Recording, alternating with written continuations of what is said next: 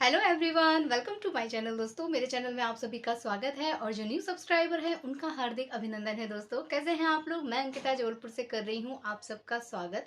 दोस्तों, टाइटल और थंबनेल देख के आप लोग समझ गए होंगे कि आज मैं आप लोगों के साथ एक ऐसी चीज शेयर करने जा रही हूं जो हमारे बच्चों के लिए सबसे ज्यादा इम्पोर्टेंट है, जरूरी है। हम माता पिता अपने बच्चों को अच्छे से अच्छा खाना देना चाहते हैं, अच्छे से अच्छी परवरिश देना चाहते हैं, अच्छे से अच्छा माहौल, एजुकेशन, सब कुछ बेस्ट देना चाहते हैं। साथ ही हम उनको उनकी हेल्थ के अकॉर्डिंग कई सारे सप्लीमेंट्स देते हैं, कई सारी चीज़ों को हम उनके रूटीन में शामिल करते हैं ताकि बच्चे हमारे हेल्दी रहें, उनको आयरन, कैल्शियम, विटामिन सब कुछ मिले, है ना। फ्रूट से लेके हर चीज़ हम अपने बच्चों की डाइट में शामिल करते हैं। लेकिन बहुत सारी चीज़ें आजकल प्योर मिल नहीं रही हैं, ऑर्गेनिक मिल नहीं रही हैं, तो हम क्या करें? बहुत सारे साइड इफ़ेक्ट्स जो कि इस तरह के खान-पान से हो रहे हैं, वो मेरी नज़र में आए हैं, वो मेरी नोटिस में आए हैं और मैंने 1-2 आर्टिकल्स भी अभी लेटेस्ट पढ़े हैं, सुने हैं।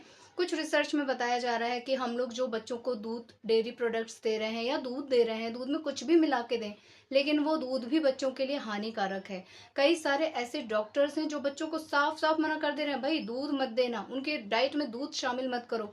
लेकिन हमारी अपब्रिंगिंग तो ऐसी हुई है, बिना दूध के तो हमें लगता है कि डाइट पूरी होगी ही नहीं। और हम लोग अपनी आदत से मजबूर होके बच्चों को दूध देते हैं या दूध में कुछ मिक्स करके हम देना चाहते हैं कि किसी तरह बच्चे के शरीर में दूध भी ज़रूर जाए। जबकि इसका सबसे बड़ा साइड इफ़ेक्ट ये है कि दूध की गुणवत्ता की जगह उसका प्रोडक्शन बढ़ाने के लिए जो गाय, भैंस को जो इंजेक्शंस वगैरह दिए जाते हैं, वो हमारे बच्चों के हार्मोन्स को बहुत जल्दी बिगाड़ते हैं। जो हॉर्मोन्स का बदलाव 14 की उम्र में होना चाहिए वो 8-10 में ही हो रहा है। बच्चियां बहुत जल्दी जो है बड़ी दिखने लग जा रही हैं। बच्चे, छोटे बच्चों की जो है दाढ़ी मूछें आ जा रही हैं, बाल आ जा रहे हैं। तो कहीं ना कहीं ये सारा हमारे खान पान का नतीजा है। हम इसे तो नहीं बदल सकते क्योंकि अब आज का वातावरण यही है। इसी तरह से चीजें हो रही हैं। लोग अपना लाभ देखेंगे, ना कि आपके बच्चों की हेल्थ देखेंगे। सारे लोग दावा करते हैं कि हमारी चीज 100% प्योर है, ऐसा है वैसा है, लेकिन कोई भी चीज प्योर नहीं होती। और इतना भी मुझे पता चला है कि जो बड़े, बहुत बड़े बड़े फिल्म स्टार्स हैं, वो जो है किन प्रोडक्ट्स को बाय करते हैं। डायरेक्ट किसानों से गेहूं लिया जा रहा है बिना पॉलिश, डायरेक्ट उनके खेत से, उनके फॉर्म से जो है उनके घर तक पहुंचाया जा रहा है। जबकि हम लोग जो खा रहे हैं वो एकदम चमचमाती हुई दाल होनी चाहिए, पॉलिश्ड चावल होना चाहिए, गेहूं भी ऐसा होना चाहिए। तो कहीं ना कहीं इसके साइड इफेक्ट हम भी भोग रहे हैं और हमारे बच्चे भी भोग रहे हैं। जो रॉ चीज़ें हम लोग खाया करते थे, वो कहीं न कहीं ऐसा बोला जाता था कि ये चीज़ें अच्छी नहीं होती हैं, देखो हम तो एकदम साफ़-सुथरी चीज़ें खाते हैं। जबकि जो साफ़-सुथरी चीज़ें आज की डेट में मिल रही हैं, वही सबसे ज़्यादा हार्मफुल हैं। जो हम लोग रॉ खाते थे, दाल जिसमें पॉलिश नहीं होता था, जो देख के बड़ी टूटी-फूटी सी, गंदी-सी दिखती थी, लेकिन कहीं न कहीं वो बहुत बेनिफिशियल होती थी, बजाय पॉलिश्ड दाल के। तो कहीं न कहीं ये हमारे खान-पान का अंतर है। हमने पैकेट बंद चीज़ें खरीदना शुरू कर दिया, खुली चीज़ों से एकदम हमने अपना नाता तोड़ लिया। और जो चीज़ हम अपने किसानों से खरीदते थे वो हम बड़े बड़े मॉल से खरीदने लग गए हैं, जहाँ पे तो ये सारी चीज़ें हम पैकेट देख के ही चीज़ें खरीदते हैं ना, कि देखने में कैसा लग रहा है, साफ सुथरा लग रहा है, बड़ी बड़ी दाल के दाने, चलो यही खरीद लेते हैं। तो कहीं ना कहीं हमने खुद अपने पैर पे कुल्हाड़ी मारी है। और अब जब तक हम जागरूक होंगे तब तक बहुत देर हो जाएगी।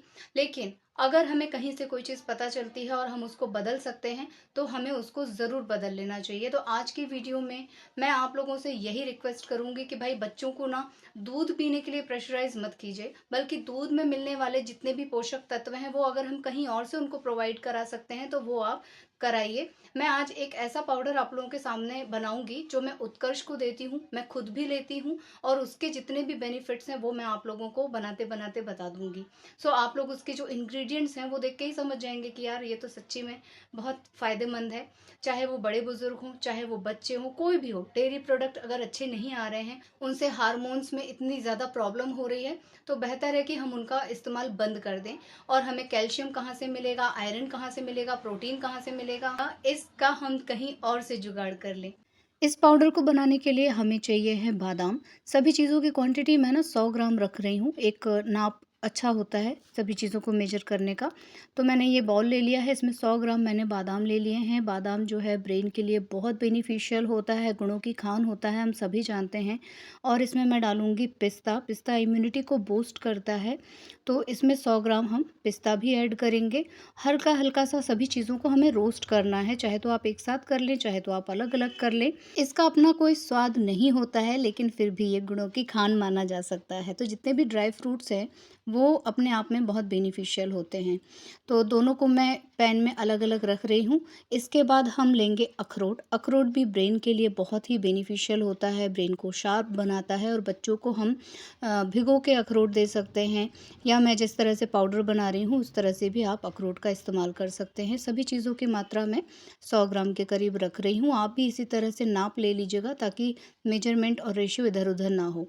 अब हम इसमें डालेंगे काजू। काजू कैल्शियम का अच्छा स्रोत होता है, बच्चों के लिए बहुत बेनिफिशियल होता है। तो अब हम इसमें काजू ऐड करेंगे। मैंने 100 ग्राम से थोड़ा-सा कम रखा है, क्योंकि मैं इसमें और भी चीज़ें ऐड करने वाली हूँ कैल्शियम के लिए। लेकिन अगर आपके बच्चों को काजू बहुत ज़्यादा पसंद है तो आप ज़्यादा भी ले सकते हैं, और मैं जितना जानती हूँ काजू बहुत ज़्यादा इस्तेमाल नहीं करना चाहिए। साथ में मैं इसमें ऐड करूँगी पम्पकिन सीड, जो कि प्रोटीन और आयरन का भरपूर इसमें स्रोत होता है, बहुत ही ज़्यादा बेनिफिशियल होता है। मैं आजकल आप लोगों को इसके कई सारे यूज़ेस बता चुकी हूँ, तो आप सभी जानते ही होंगे। और हम इसमें साथ में ऐड करेंगे मूंगफली। मूंगफली भी मैं बहुत थोड़ी-सी ही यूज़ कर रही हूँ, ये भी प्रोटीन का अच्छा खासा स्रोत होता है, तो आप लोग इसको ऑप्शनल रख सकते हैं। और मैं इसमें ऐड करूँगी सफ़ेद तिल, जो कि कैल्शियम इसमें भरपूर होता है, बच्चों के लिए भी ये बहुत ज़्यादा बेनिफिशियल होता है। तो मैं अभी इसे साथ में रोस्ट नहीं करूँगी क्योंकि तिल बहुत बारीक होती है।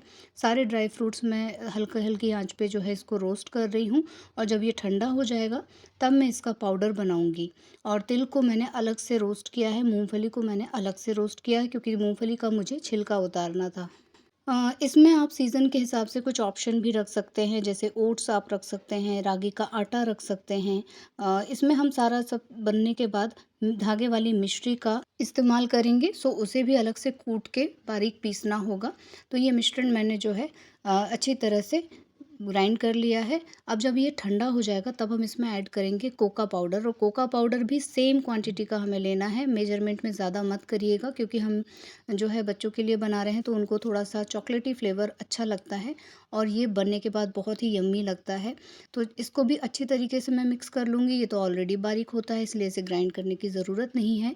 और मैं मिश्री को भी ग्राइंड करके इसमें ऐड कर रही हूँ, और बस 1 छोटी चम्मच एवरीडे आप अपने बच्चों को इसे दीजिए। जिन लोगों को प्योर दूध अवेलेबल हो जाता है, जिनके घर में गाय भैंस है, तो वो लोग तो दूध में मिक्स करके भी इसको बच्चों को दे सकते हैं, और जिनके घर में प्योर दूध नहीं मिलता है वो लोग इसे जो है गुनगुने पानी में 1 चम्मच ऐड करके अपने बच्चों को एवरीडे दे सकते हैं। पूरा का पूरा कैल्शियम, आयरन, प्रोटीन सभी कुछ इस पाउडर से उनको मिलेगा।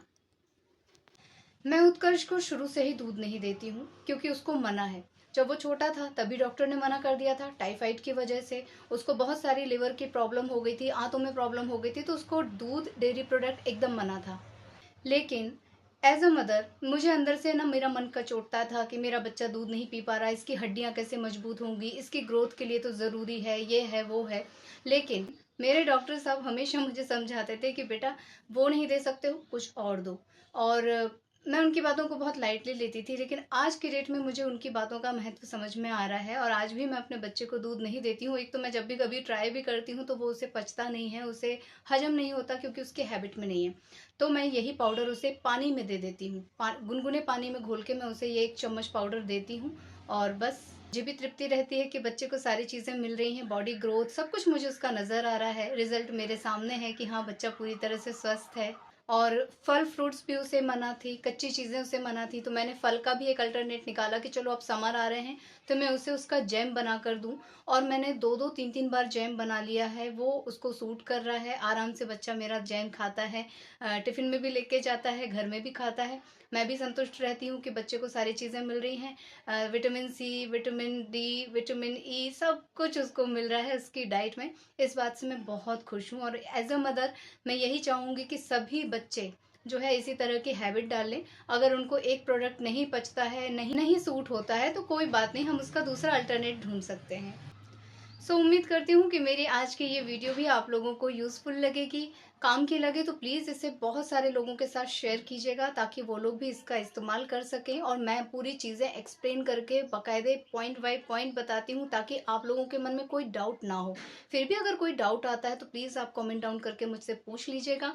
और अगर मेरे चैनल पे नए हैं तो प्लीज़ मेरे चैनल को सब्सक्राइब कीजिएगा, वीडियोज़ को लाइक कीजिएगा और अपनी फैमिली और फ्रेंड्स के साथ उसे शेयर कीजिएगा दोस्तों। और इसी तरह अपना प्यार और आशीर्वाद मुझ पर बनाए रखिएगा।